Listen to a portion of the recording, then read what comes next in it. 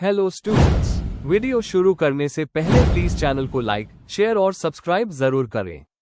एक important information, अगर आपको इस वीडियो के नोट्स चाहिए तो डिस्क्रिप्शन बॉक्स में दिया गया डाउनलोड लिंक चेक करें। Thank you. चलिए शुरू करते हैं। इस वीडियो में हम पढ़ेंगे BPSC 104 administrative system eight state and district levels के प्रीवियस ईयर क्वेश्चन और most important questions with answers. ये क्वेश्चंस आपके एग्जाम के लिए बहुत इंपॉर्टेंट है। अगर आपने ये अच्छे से कर लिए तो एग्जाम निकलना पक्का है। Let's begin. इस वीडियो में हम कवर करेंगे question 1, explain the powers and functions of state council of ministers. इस क्वेश्चन में हमें स्टेट काउंसिल ऑफ मिनिस्टर्स के काम और उनकी पावर्स को डिटेल में बताना है। Question 2, discuss the nature of distinction between secretariat and executive department. इसमें हमें बताना है कि सेक्रेटरीट और एग्जीक्यूटिव डिपार्टमेंट में क्या फर्क है और उनका काम कैसे अलग है। Question 3, analyse the factors shaping the secretariat directorate relationship. इस क्वेश्चन में हमें बताना है कि कौन से फैक्टर्स सेक्रेटेरिएट और डायरेक्टरेट के बीच के संबंध को प्रभावित करते हैं। Question 4, write short notes on the following in about 200 words each. A, state planning board. हमें स्टेट प्लानिंग बोर्ड का स्ट्रक्चर और रोल छोटी सी नोट फॉर्म में बताना है। B, features of recruitment of state civil services. इसमें हमें बताना है कि स्टेट सिविल सर्विसेज में भर्ती कैसे होती है और उसके क्या फीचर्स होते हैं। Question 5, examine the powers and functions of Lokayukta. इस क्वेश्चन में हमें लोकायुक्त के रोल्स और उनकी पावर्स को एक्सप्लेन करना है। Question 6, the effectiveness of judicial control over administration is limited. यहां हमें बताना है कि जुडिशरी का एडमिनिस्ट्रेटिव कंट्रोल कितना इफेक्टिव है और उसकी लिमिटेशंस क्या है। Question 7, highlight the constraints in the functioning of district collector. इसमें हमें बताना है कि डिस्ट्रिक्ट कलेक्टर को काम करते वक्त कौन से चैलेंजेस या रुकावटें आती है। Question 8, right short notes on the following in about 200 words each. A, powers and functions of the Panchayati Raj institutions. हमें पंचायती राज इंस्टीट्यूशंस के में काम और पावर्स के बारे में लिखना है। B, administrative relationship between the state and local government. इसमें हमें स्टेट और लोकल गवर्नमेंट के बीच के एडमिनिस्ट्रेटिव रिलेशंस को एक्सप्लेन करना है। अगर आपको इस वीडियो के नोट्स चाहिए तो डिस्क्रिप्शन बॉक्स में दिए गए डाउनलोड लिंक को जरूर चेक करें। Thank you. Question 1, explain the powers and functions of state council of ministers. Question explanation. इस क्वेश्चन में हमें स्टेट काउंसिल ऑफ मिनिस्टर्स के रोल्स, रिस्पॉन्सिबिलिटीज और पावर्स को एक्सप्लेन करना है।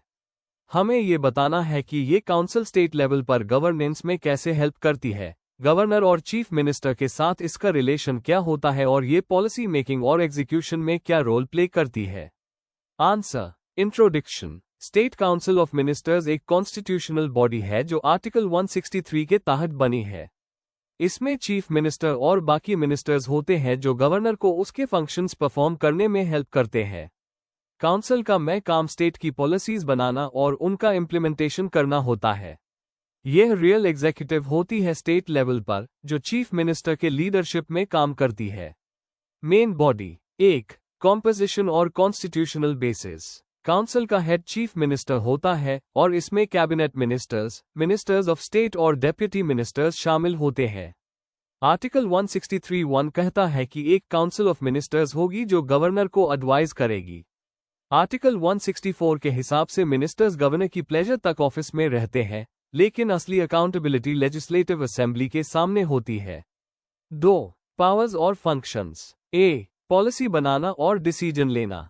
Council education, health, agriculture, industry जैसे एरियाज में पॉलिसीज बनाती है। नए डेवलपमेंट प्रोग्राम्स और स्कीम्स डिसाइड करती है। Example, health insurance scheme launch करना या इंडस्ट्रियल पॉलिसी को मॉडिफाई करना। B, administrative functions. अलग अलग डिपार्टमेंट्स का काम सुपरवाइज करना। गवर्नमेंट के पॉलिसीज को ग्राउंड लेवल तक इम्प्लीमेंट करवाना। मिनिस्टर्स अपने डिपार्टमेंट को लीड करते हैं और ब्यूरोक्रेसी से कोऑर्डिनेशन रखते हैं। सी, लेजिस्लेटिव फंक्शंस।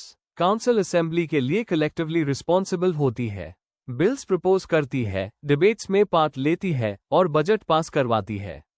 गवर्नर को एडवाइज करती है असेंबली को बुलाने, रोकने या डिसॉल्व करने के लिए। D, financial functions. Annual budget prepare करके असेंबली में प्रेजेंट करती है। फाइनेंशियल बिल्स और टैक्सेशन पॉलिसी बनाती है। राज्य के खर्चे और इनकम को कंट्रोल करती है।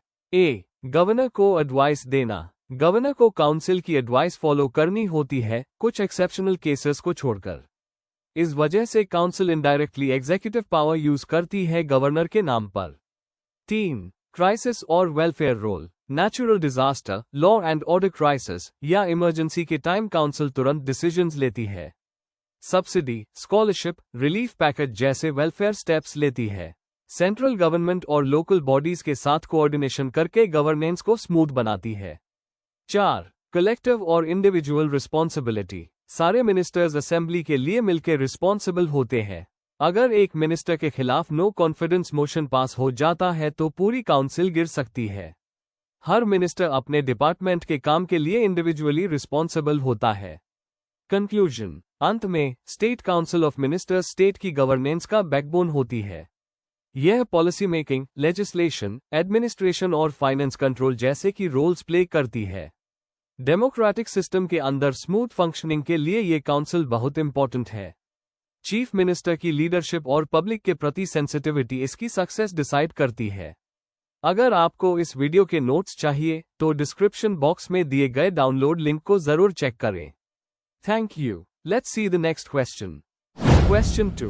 Discuss the nature of distinction between Secretariat and Executive Department. Question explanation. इस क्वेश्चन में हमें बताना है कि सेक्रेटरीट और एग्जीक्यूटिव डिपार्टमेंट कौन होते हैं, उनका स्ट्रक्चर और काम कैसे अलग होते हैं, और इन दोनों के बीच क्या डिफरेंसेस होते हैं। आंसर में दोनों के रोल्स को कंपेयर करके समझाना है। आंसर। इंट्रोडक्शन। सेक्रेटरीट और एग्जीक्यूटिव डिपार्टमेंट दोनों स्टेट एडमिनिस्ट्रेशन के इंपॉर्टेंट पार्ट्स हैं। सेक्रेटेरिएट मेनली पॉलिसी बनाता है और कोऑर्डिनेशन करता है, जबकि एग्जीक्यूटिव डिपार्टमेंट अन पॉलिसीज को ग्राउंड लेवल पर इंप्लीमेंट करता है। इन दोनों के रोल समझना जरूरी है ताकि हमें स्टेट के काम करने का सिस्टम अच्छे से समझ आए। इस आंसर में हम दोनों के स्ट्रक्चर, फंक्शंस और डिफरेंसेस को डिटेल में देखेंगे। Main body. 1. सेक्रेटेरिएट का मतलब और उसका रोल। सेक्रेटेरिएट स्टेट सरकार का हाईएस्ट लेवल का एडमिनिस्ट्रेटिव ऑफिस होता है जो मिनिस्टर्स को एडवाइस देता है।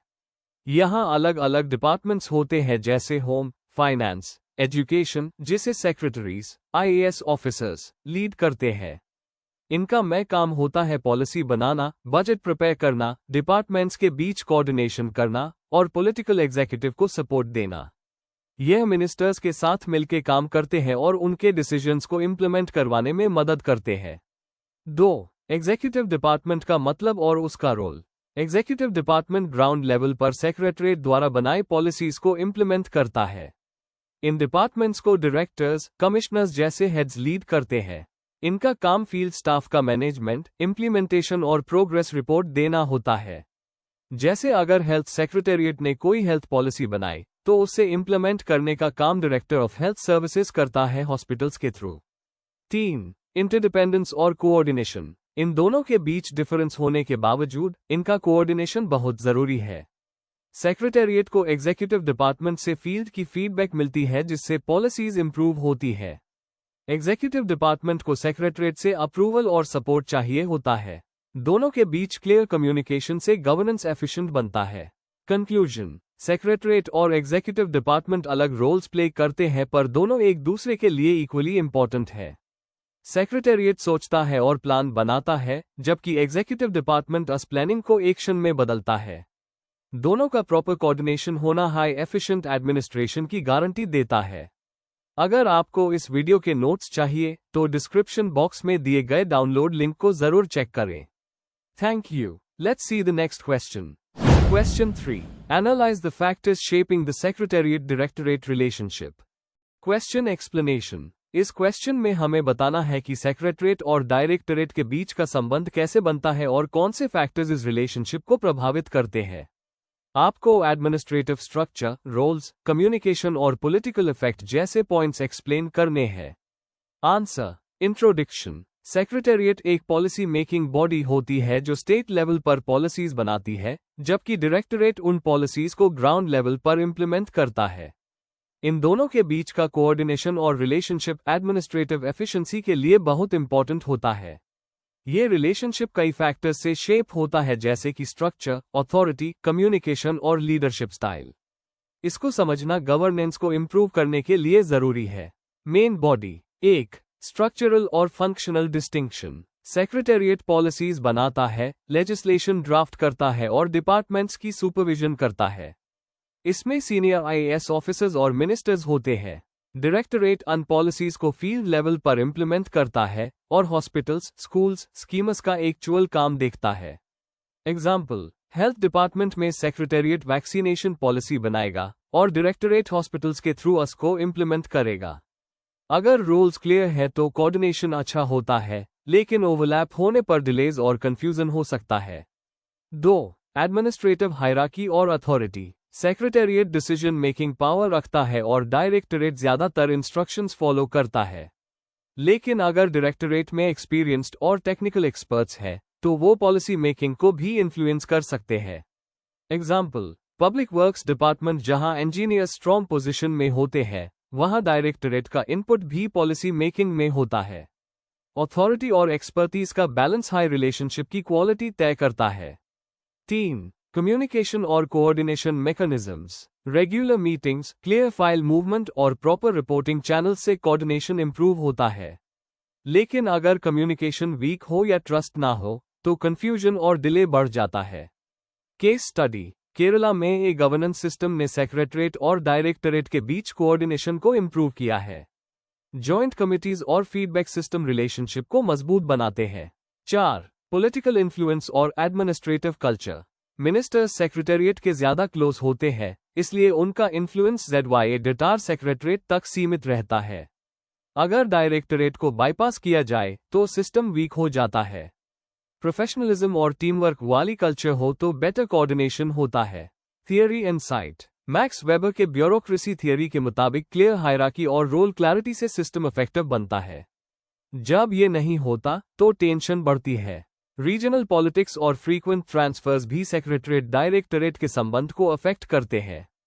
कंक्लूजन। सेक्रेटरेट और डायरेक्टरेट के बीच का संबंध पूरी स्टेट एडमिनिस्ट्रेशन का फाउंडेशन है। अगर ये दोनों मिलकर काम करें तो पॉलिसीज का इम्प्लीमेंटेशन स्मूथ होता है। स्ट्रक्चर क्लियर हो, कम्युनिकेशन स्ट्रांग हो और म्यूचुअल रिस्पेक्ट हो तो सिस्टम इफेक्टिव बन सकता है। इस रिलेशनशिप को स्ट्रांग बनाना है बेहतर गवर्नेंस की गारंटी है। If you need the notes of this video, there's a download link in the description box. Be sure to check it out. Thank you. Let's see the next question. Question 4. Write short notes on the following in about 200 words each. A. State Planning Board. B. Features of recruitment of state civil services. Question explanation. इस question में 2 छोटी notes लिखनी है। पहला note state planning board के बारे में है, उसकी स्ट्रक्चर, काम और प्लानिंग में क्या रोल है। दूसरा नोट स्टेट सिविल सर्विसेज की भर्ती के फीचर्स के बारे में है। भर्ती का प्रोसेस कौन करता है और क्या क्या खासियत होती है। Answer. Introduction. State planning board और स्टेट सिविल सर्विसेज दोनों हाई स्टेट एडमिनिस्ट्रेशन के इंपॉर्टेंट पार्ट्स हैं। स्टेट प्लानिंग बोर्ड स्टेट के डेवलपमेंट प्लान्स बनाने में मदद करता है, जबकि स्टेट सिविल सर्विसेज का रिक्रूटमेंट सिस्टम इंश्योर करता है कि कॉम्पिटेंट लोग गवर्नमेंट पॉलिसीज को अच्छे से इंप्लीमेंट कर सके। दोनों मिलकर राज्य की सरकारी व्यवस्था को मजबूत बनाते हैं। Main body. A. State planning board. Establishment और कंपोजिशन। स्टेट प्लानिंग बोर्ड एक नॉन कॉन्स्टिट्यूशनल बॉडी होती है जो स्टेट गवर्नमेंट द्वारा बनाई जाती है। इसके चेयरमैन जनरली चीफ मिनिस्टर होते हैं और इसमें मिनिस्टर्स, ऑफिसर्स और एक्सपर्ट्स होते हैं। फंक्शंस। स्टेट लेवल पर 5 ईयर और एनुअल प्लान्स बनाना, सेंट्रल गवर्नमेंट और नीति आयोग के साथ कोऑर्डिनेशन, डेवलपमेंट स्कीम्स का रिव्यू और इवैल्यूएशन, बजट और सेक्टर वाइज प्लानिंग में मदद, डिस्ट्रिक्ट प्लान्स को स्टेट प्लान के साथ अलाइन करना। सिग्निफिकेंस। सेंटर और स्टेट के प्लानिंग के बीच ब्रिज का काम करता है। लोकल नीड्स के हिसाब से पॉलिसी बनाना पॉसिबल होता है। डिसेंट्रलाइज्ड प्लानिंग प्रमोट करता है। B. Features of recruitment of state civil services. Recruitment authority. State public service commission जैसे कि UPPSC, MPPSC ये एग्जाम्स कंडक्ट करता है स्टेट सर्विसेज के लिए। Recruitment process. Usually 3 stages, preliminary, mains और इंटरव्यू। टेक्निकल और नॉन टेक्निकल सर्विसेज दोनों कवर होती है। रिजर्वेशन और डोमिसाइल रूल्स एप्लीकेबल होते हैं। की फीचर्स। हर स्टेट का सिलेबस अलग होता है। आर्टिकल 309 के अंडर ये रिक्रूटमेंट्स होती है। सभी सामाजिक वर्गों को रिप्रेजेंटेशन मिलता है। लोकल कैंडिडेट्स के लिए ज्यादा चांसेस होते हैं। चैलेंजेस, रिक्रूटमेंट प्रोसेस में डिलेज, कभी कभी पॉलिटिकल प्रेशर का इशू, स्टेट्स के बीच क्वालिटी का अंतर। Conclusion, state planning board regional planning में एक इंपॉर्टेंट रोल प्ले करता है और पॉलिसीज को लोकल नीड्स के हिसाब से डिजाइन करता है। स्टेट सिविल सर्विसेज का रिक्रूटमेंट प्रोसेस कॉम्पिटेंट ऑफिसर्स को सिलेक्ट करके एडमिनिस्ट्रेशन को स्ट्रांग बनाता है। दोनों सिस्टम्स मिलकर गवर्नेंस को बेटर बनाते हैं।